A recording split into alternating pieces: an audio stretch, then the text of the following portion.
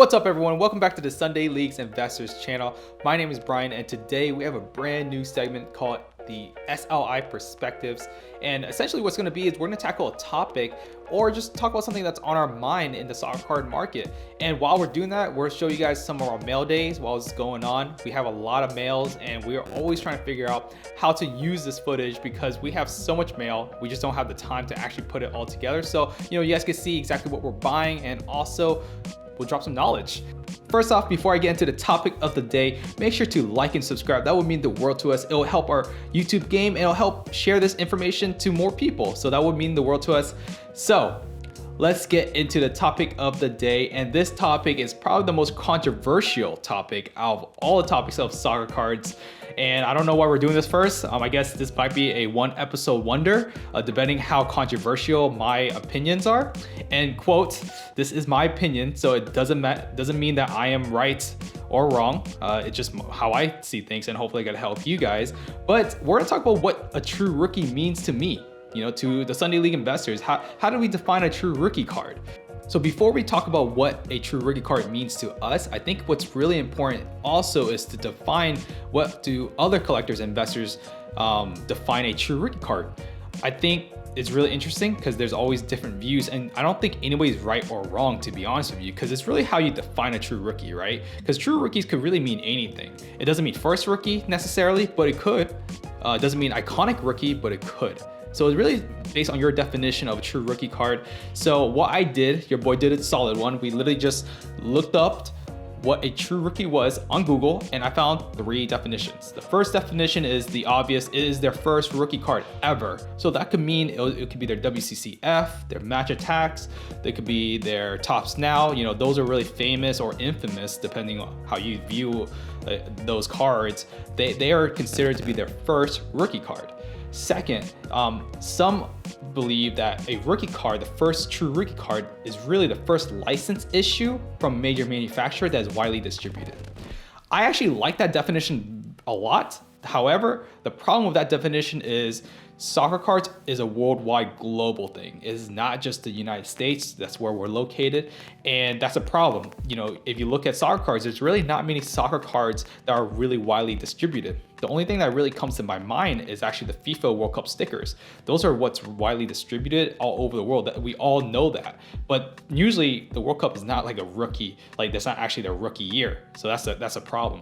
And I think that's where I want true rookie cards to be. However, I can see how logistically, especially in the pandemic, that is very tough. So that's one definition. The third definition is kind of like where we kind of fall into.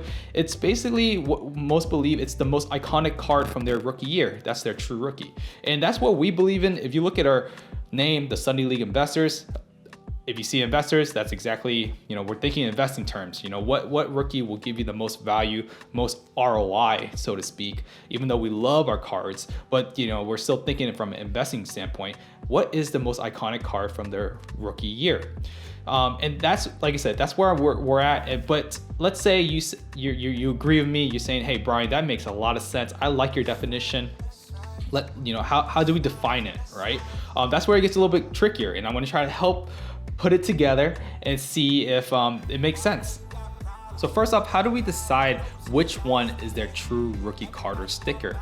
I think the first thing we have to get out of the way, and I don't know why this is even a debate, but this is a hot topic like always, we have to see which cards and stickers are within that rookie year.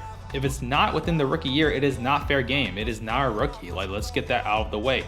There are some exceptions, which I'm gonna get to later, but most of the time, it's almost certain that the rookie card of the rookie year is going to be 100% the iconic card. That's our true rookie. The best example I give you guys is the 2016 Panini Foot Mbappe's stickers versus the 28 Prism World Cup cards for Mbappe. If you look at the 2016 Panini Foot, they actually held their prices very, very well, even after the whole entire correction in the soccer card market.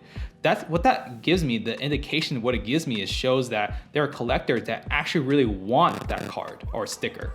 Where you look at 2018 Prism, I'm not so sure there was enough collectors wanting that Prism card compared to people that are investing and flipping them, right? You want to have a good mix of two different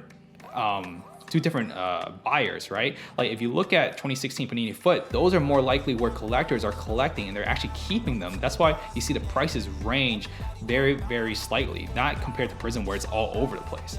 And honestly, if you look at it, the silver Prisms, which are super, super short print, I think sold for $10,000. And if you look at the 2016 Panini Foot PSA 10, sold for $10,000 as well. I would argue at the time that Prism card was just overvalued. So I will see long term, but that's just really my take. I don't know how someone could consider a 2018 card, a 2-year-old card, as their rookie when you already have a 2016 one. Another player I like to go look into that is also another hot topic is Erling Haaland. That is a very interesting topic as well because he has a very interesting situation or interesting season. He started his season off with Salzburg, then he also transferred during the season, keyword during the season, to Borussia Dortmund. So when Topps Chrome released the Topps Chrome Sapphire and they put the rookie card logo on Haaland's card in his BVB kit, a lot of people lost their shit.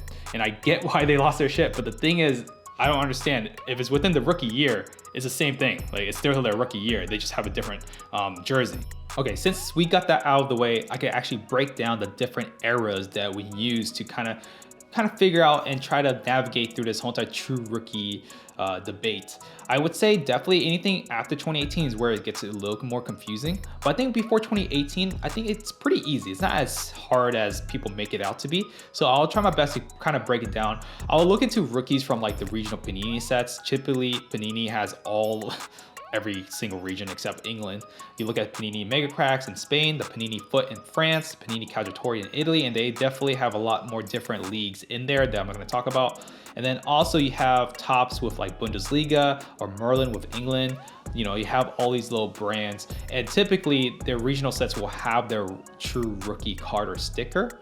I think one thing you should look into, usually if you have a 2016 Select or 2017 Select or even 2014 Prism, that could possibly be their rookie card or rookie year. Just see if that's within their rookie year. If it's within the rookie year, then it's fair game, right? Like you could say, Marcus Rashford, do we really think the Topps Premier is going to outbeat the Panini Select? We don't know yet, but I think they're both fair game, but I would kind of look into Panini just because Panini has that brand name, right?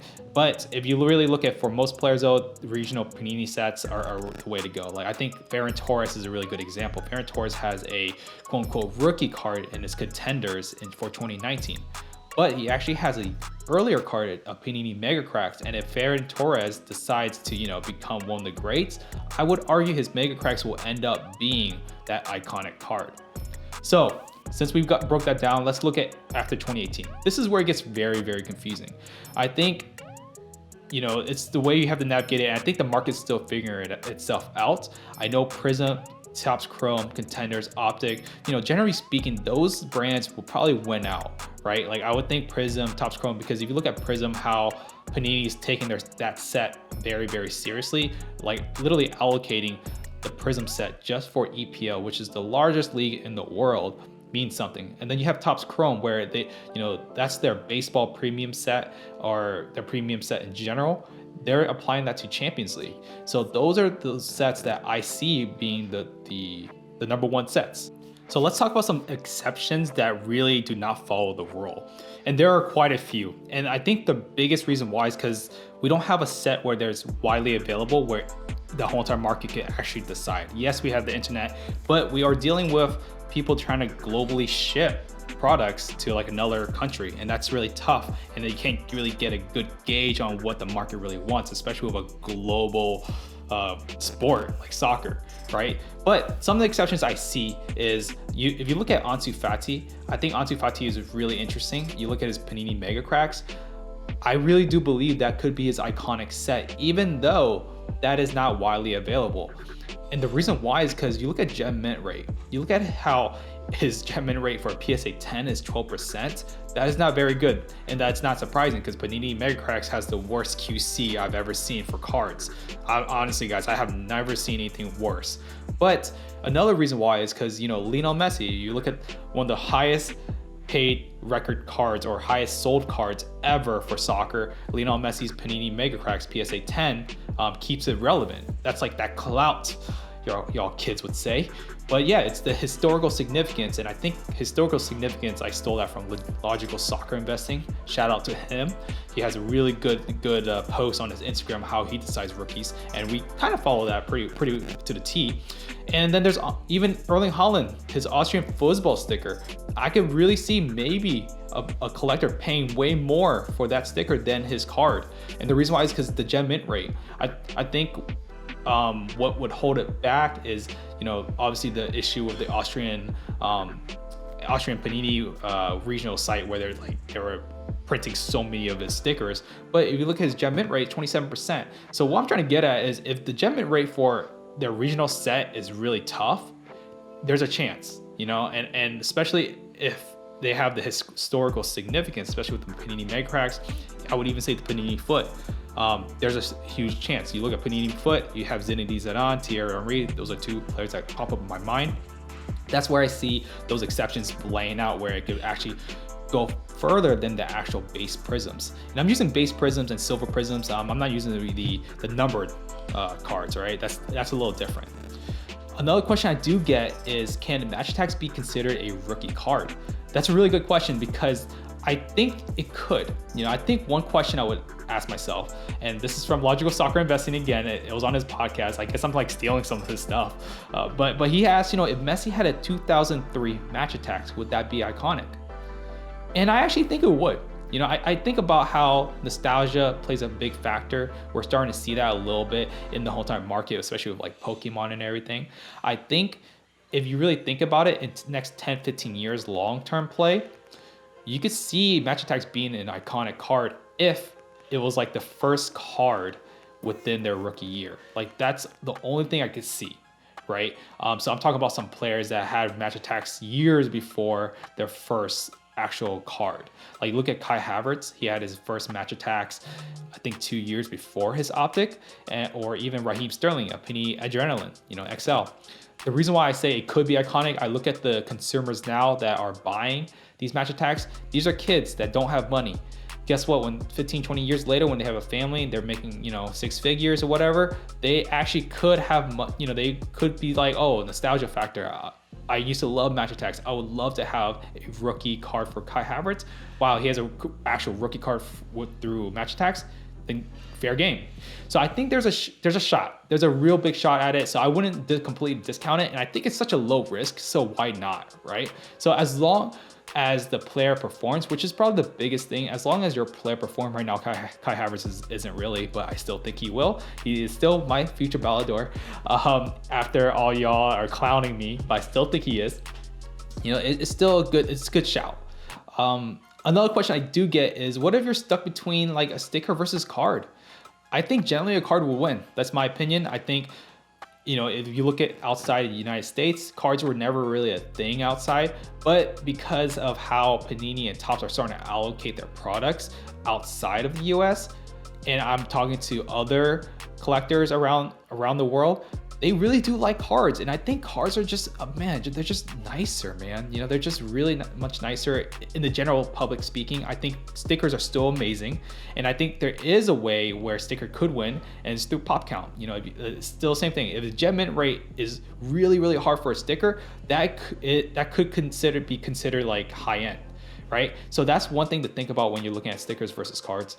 Another question I do get is, what about Topps Now? Do you think Topps Now could be their rookie card, their most iconic rookie card? And I think they can. I think it's kind of tough though, because I think a lot of people love buying packs. Like it's a different feeling when you can get a rookie card in a pack, right?